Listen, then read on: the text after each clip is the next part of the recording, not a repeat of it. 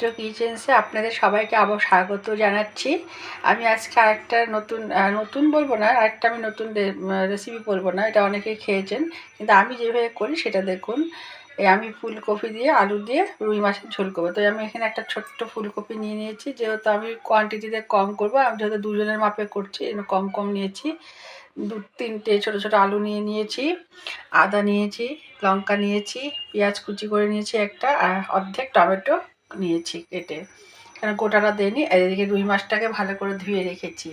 এবার রুই মাছটাকে আমি ম্যারিনেট করে রাখবো কিছুক্ষণ, 5 মিনিট, তারপরে ততক্ষণ আমি মশলাগুলো পিষে নেব।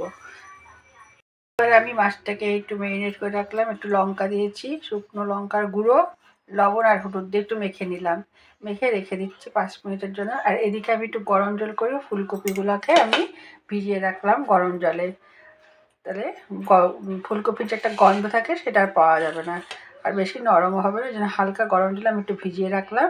এদিকে আমি মশলা পিষে নিয়েছি, লঙ্কা আদাটা একসাথে পিষে নিয়েছি। আর পরে এদিকে আলুটাকেও আমি জলের মধ্যে ভিজিয়ে রেখেছি, যেন লাল না হয়ে যায়। তাহলে এবার আমি রেখে দিলাম সব কিছু করে, তারপর আমি 5 মিনিটের পরে আমি ওই কড়াই বসিয়ে গরম করে মাছটা ভাজবো। এবার তেলটা বসিয়ে দিয়েছি, তেলটা এখন গরম হয়ে এসছে। এই দেখুন মাছগুলো মোটামুটি ভাজা হয়ে গেছে। যেহেতু আমি একটু কড়া ভাজা খাই, কড়া করছি। আপনার যেরকমভাবে ভাজা খেতে ভালোবাসবেন, কেউ হালকা ভাজা খেতে ভালোবাসে, আর আমি যেহেতু একটু কড়া ভালোবাসি খেতে, ওই জন্য একটু কড়া করেই ভাজছি। এরকম মোটামুটি ভাজা হয়ে গেছে।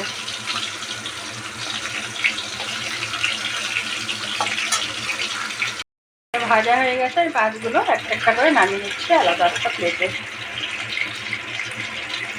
মাছগুলো খুব সুন্দর ভাজা হয়ে গিয়েছে দেখুন।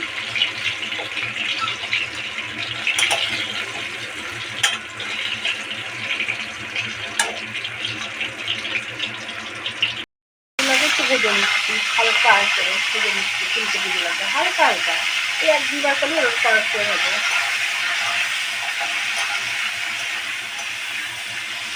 ফুলকপি ভাজা হয়ে গেছে, সামান্য বলেছিলাম ভাজবো, জাস্ট একটু তেলে নাড়িয়ে নেওয়া।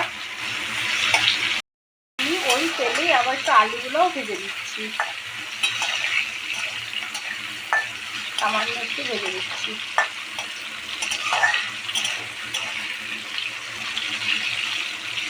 আলুগুলো ভাজা শেষ হয়ে গেছে, এবার আমি নামিয়ে নেব। তারপরে এই তেলেই আবার সোমবার দিয়ে দেবো। ওই তেলের মধ্যে একটু তেল দিয়ে আমি এই যে শুকনো লঙ্কা, একটা শুকনো লঙ্কা 2 ভাগ করে দিয়েছি, আর দারচিনি, ছোটো এলাচ দিয়েছি 3টে ছোটো এলাচ, দারচিনি দিয়েছি একটু, এই যে তেজপাতা দিয়েছি, আর হলো জিরে, গোটা জিরে। এটাকে আমি একটু ভেজে নেবো। এখন এগুলো ভেজে নেব, ততক্ষণ ভাজাতে কিন্তু গন্ধ বেরোনো না বেরো, ততক্ষণ আমি এখানে নাড়াচাড়া করতে থাকবো। নাড়াচাড়া করে তারপর আমি এটাকে মধ্যে পেঁয়াজ ছেড়ে দেবো, কুচি কুচি করে কেটে রেখেছি পেঁয়াজ ছেড়ে দেবো। এখন আস্তে আস্তে লাল হয়ে আসছে না, তা ভাজাটা ঠিকঠাক কম দিয়েই করবো, কারণ বেশি পুড়ে গেলে তো খারাপ হয়ে যাবে তরকারিটা খেতে।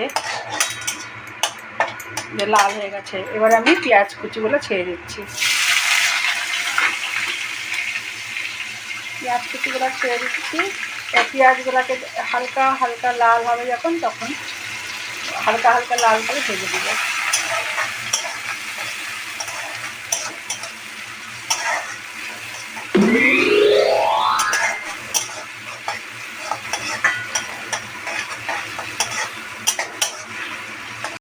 টমেটোটা ছেড়ে দিচ্ছি, টমেটোটা ছেড়ে দিয়ে আবার ভাজা ভাজা করে নেব।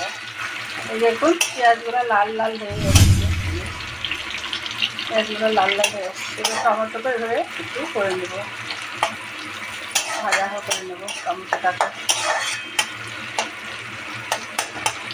আদা বাটা লঙ্কা বাটা দিয়ে দিচ্ছি, এটাকে দিয়েও কিছুক্ষণ ভাজবো। তারপর আবার একে একে জিরের গুঁড়ো, ধনের গুঁড়ো এগুলো দেবো। আগে এটাকে বেশি দিয়ে ভেজে দিই। ধনের গুঁড়ো দিয়ে দিচ্ছি এর মধ্যে, 1 চামচ ধনের গুঁড়ো দিয়ে দিলাম, এটা দিয়ে দিলাম, ধনের গুঁড়ো দিয়ে দিলাম। যা যেরকমভাবে কালার খাবেন হলুদ করে সেভাবে আমি 1 চামচ দিয়ে দিলাম। দিয়ে এইবার এটাকে ভালো করে নাড়বো। ঢাকা দিয়ে দিলাম, মশলাটাকে জাল হোক, ভাজা হোক একটু ভালো করে মশলা দিলাম। এবার এটার মধ্যে একটু আমি কাশ্মীরি মির্চি দিয়ে দেবো, কালার আসার জন্য কাশ্মীরি মির্চি দিয়ে দিচ্ছি।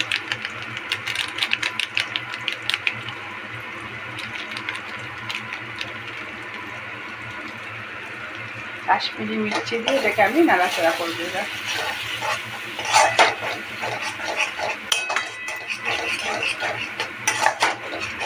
আমি এখনো লবণ দিইনি, কেন দিইনি বলছি, কারণ বেশ লবণ দিলে না যে ফুলকপি দেওয়ার অনেকক্ষণ পরে লবণ দেবো।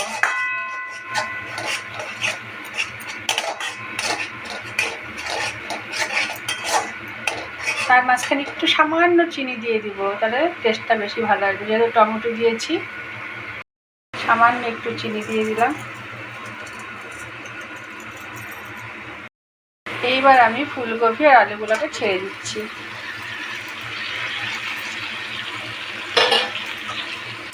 ছেড়ে দিয়ে নেড়ে ছেড়ে দেবো।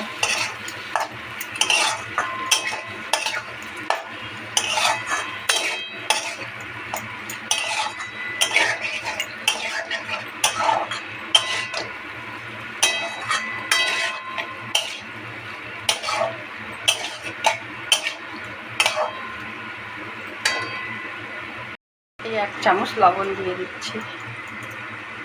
যে যেরকমভাবে স্বাদ করে, কেউ বেশি খায় কেউ কম খায়, সেই হিসাবে আপনারা লবণটা দেবেন।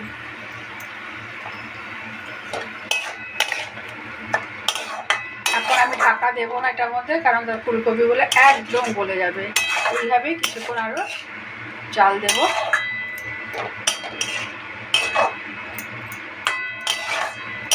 জাল দেবো বলবো না, ভেজে নেব ফুলকপিটা দিয়ে, আলুটা দিয়ে হালকা আঁচেই ভাজবো। দেখুন আমার তেলটা কি সুন্দর ছেড়ে আসছে সবজি থেকে, ফুলকপির থেকে, মশলার থেকে তেল ছেড়ে আসছে এবং ভাজাটাও খুব সুন্দর হয়ে গিয়েছে।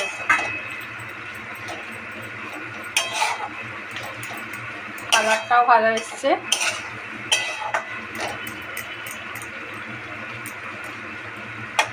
এবার আমি একটু গুঁড়ো দুধ দিয়ে দিচ্ছি, একটু জল দিয়ে গুলে, কালারটা আরও সুন্দর আসার জন্য।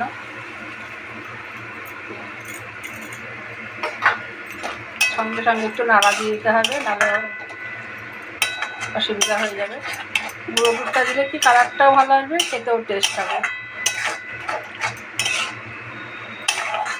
এবার এরকমভাবে দিয়ে আর 3-4 মিনিট ভেজে জল দিয়ে মাছগুলো ছেড়ে দেব। এটা গরুর দুধও দিতে পারেন, লিকুইড দুধও দিতে পারেন, আর যদি না থাকে আপনাদের কাছে তাহলে কৌটোর দুধটা গুলে দিয়ে দিতে পারেন। দই থাকলে তো অবভিয়াসলি দিতেই পারেন, কোনো ব্যাপার না, সেগুলো আপনাদের উপর নির্ভর করবে। যেহেতু আমার নেই, কদিন থেকে আমি দুধ আনছি না, এই জন্য আমি কৌটোর দুধই দিয়ে দিয়েছি। এখন কালারটা দেখেছেন কত সুন্দর এসছে। কমপ্লিট। এবার আমি জল ঢেলে দিচ্ছি, 1 বাটি একটু জল ঢেলে দিব।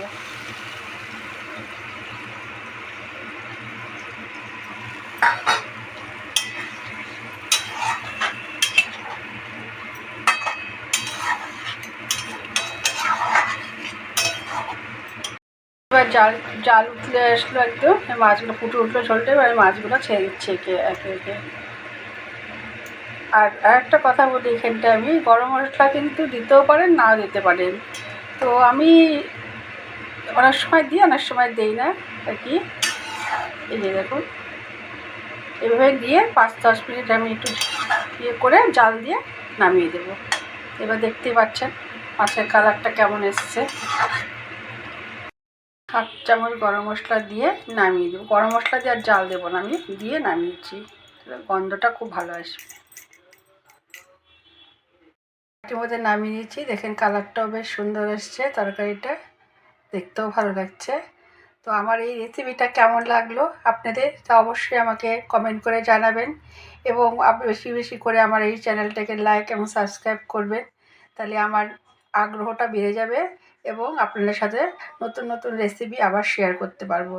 তাহলে আজকে এখানে শেষ করলাম।